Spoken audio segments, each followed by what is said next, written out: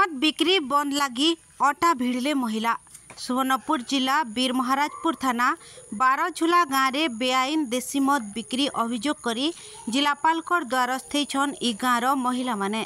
अभियोग अनुसार गाँव में देशी मद व्यापक भावे बिक्री होतबार बेलके देशी मद पी करी युवपीढ़ी बाट भूली जबार अभियोग होउछे। तार संगे गाँव में चोरी डकैती बढ़वार के लगी।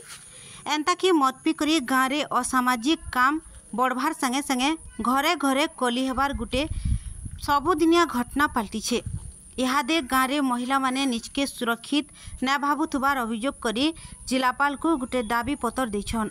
ई बारझुला गाँवर महिला माने आइबा दिन के गाँव मद बिक्री बंद न हेले आंदोलन तीव्रतर हेबा बोली करी चेतावनी देछन। जीपीर सरपंच बारझुला गाँव आम बारझुला गाँव रे मद बिक्री होजे समस्ते पी करी अत्याचार करुजन। माँ बहनी के भी नहीं देखबा, झील बहनी भी नहीं देखबा। आम दुई थर मीटिंग कलु, मीटिंग रे भी कहीं नहीं सुनली।